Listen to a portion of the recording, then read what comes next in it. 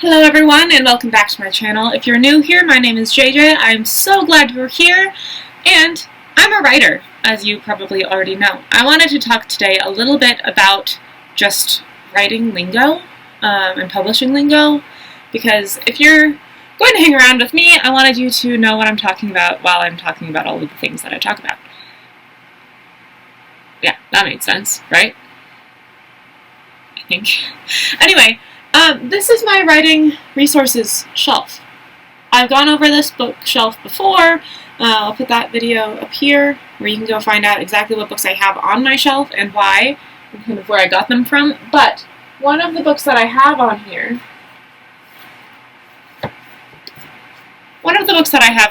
is The Writing World Defined A to Z by Sally E. Stuart. And as many qualms as I have with the book cover, the actual content of this book is very useful and very helpful. Because this is an encyclopedia of different writing terms. So I thought it would be kind of fun to just kind of start a new series where I flip through this book and discuss random words. If you have any specific words that you want me to discuss, please put them in the comments. I want you to know what I mean when I'm talking about a critique group, or an ARC, or submissions, or a literary agent, or imprints, or taxes. Like, I just want you to know what I'm talking about when I talk about all of these things, because it's important. So, again, Sally, thank you so much for putting this together. Thank you for publishing it. Everything that I'm talking about will be coming out of this book. This book, I didn't write it. It's not mine. I didn't. All credit goes to Sally. That being said, let's just start with A, shall we? Why not, right? So, the first entry in here is the ABA, or the American Booksellers Association. The definition in here is the trade organization for booksellers in the general market. To learn more, visit the website at thebookweb.org. Okay, this leads me into the general market, and by extension, the CBA, the Christian Booksellers Association, and among various other things. So we're going to flip over to general market first, and I'm going to talk about that, and why it's important, so on and so forth. Market. General publisher, general market. This refers to publications or publishers that are often called secular markets. However, that term has fallen into disuse because it's considered a pejorative term, so the preferred term now is general market. This is anything pretty much that you will find in a Barnes & Noble. Every book that you ever have read, most likely for school or for fun, unless all you've read is like C.S. Lewis and, other versions of Narnia, because that's an entire segment of the Christian Booksellers Association, the Christian book market. Everything in the ABA, the American Booksellers Association, that is published in the general market is what you would find most likely if you walk into a bookstore. I'm trying to write books that will fall into the general market. These are books that are not particularly pushing any sort of agenda, necessarily. They're books that, or if they are pushing an agenda, they're wide societal, not like singular religiously tied, right? So it's an interesting way. It means that you have a much larger audience. It gives you a higher chance of reaching, like, getting in front of different people, getting out into bookstores. Like, if you wanted to get your book into Barnes & Noble, you're going to have the best bet if it's general market, just because of the nature of how that works. So if you have other questions about that, I would love to answer those ones. Let's just flip to a random page. How about this one? Why not? Studying the market, because apparently we're talking about marketing today, and just the general book market in general. As with books, freelance writers need to spend a good amount of time studying the market to determine which publications are a good fit for the piece they want to write. This study should be done prior to doing the writing. So this is particularly talking about article writing and freelance writing in terms of everything that is not writing books. As you do that, but it's important to, as you're doing this for your own books, you still have to study the market, right? So in me writing suspense novels, one of the biggest ways that I can further my own career and further my own knowledge is by reading other suspense novels. Why? Because that's what's being published. That is the current market that I'm trying to get into.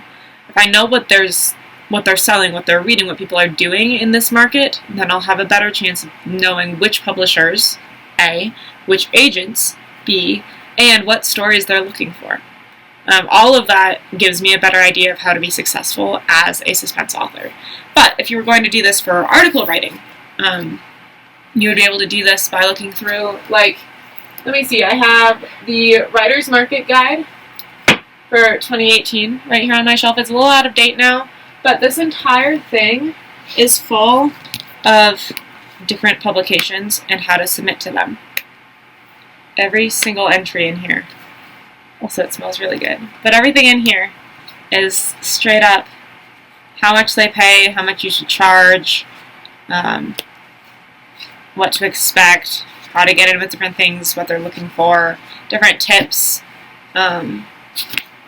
This is the most amazing book you could ever find if you want to be a freelance writer. This thing will be the book that you use all the time.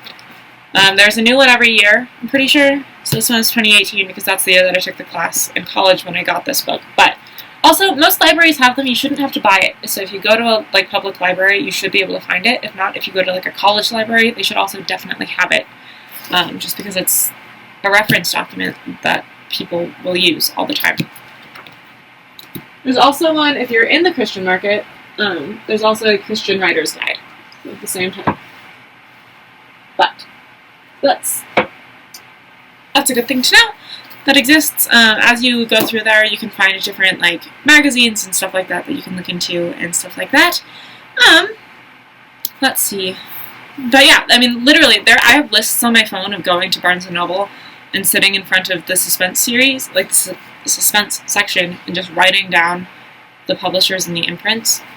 Speaking of imprints, let's talk about imprints real quick. And give you an actual definition for that, because that's also important, because even though your book might be published by Penguin Random House, right? Penguin has so many imprints that if you don't get your book, if you don't get an agent with connections to the right imprint, you might be in trouble, because you probably won't be able to get published that way as easily. So, an imprint. Publishers who put out a line of books in a particular genre or topic call that line an imprint. The imprint could carry the name of the editor who is responsible for obtaining books for the line. Books that are part of an established imprint are more easily categorized by the bookstores and the readers. General publishers who wish to include religious books would create an imprint that would indicate immediately that they fell under that category. They might have other imprints for westerns, romance novels, or how-to books. A publisher's writer's guidelines will typically list its various imprints and their genre. For an extensive list of publishers with their imprints, you can go to Wikipedia and just search for imprint lists. You can also go to publisher websites and see imprint lists. It's here. I'll actually even do it right now for you. I'll go to Penguin Random House, and then just show you on the screen where to get to all of their imprints. Alright, so as you can see, you just go to their website, scroll down to the very, very bottom, and then over on the left, there's right underneath careers, there's imprints. You'll click on that one. And then as the screen loads again, you scroll down and you can see they have tons and tons and tons of imprints. It just keeps going. They have things for young readers, they have nonfiction, they have fiction, they have science fiction, they have all of their Random House imprints, they have all of their Penguin imprints. Penguin Random House is a big conglomeration. They own almost everything. They have the Knopf stuff. They just keep going. And that's just one of the big five. That's just a little insight into the publishing industry. If this is interesting to you, I would love to keep doing this and talking a little bit more about it for your benefit. This book is available online. You can get it. I'll put a link to the book down in the description. And until next time, I will see you then. If you have other questions or other words that you would love for me to define, I'll look for them in here and I'll do another video on them. Or if they're not in here, which I doubt that they wouldn't be, but if they're not, then I can just define them for you most likely. I will see you next time. This is a great resource for you to have. let me know any of your questions. And at the same time, if you wanted to, I have a bunch of other publishing industry insight videos that you can go check out here, or if you just want to like get to know me a little bit more, I have some just having fun videos over here with memes and like pickup lines and stuff like that. Super fun, I just want to hang out with you and be your friend, but I also want to be able to teach you things. So if you're interested in this sort of thing, by all means, let me know. Okay, until next time, I'll see you then. Thanks for hanging out with me. Bye.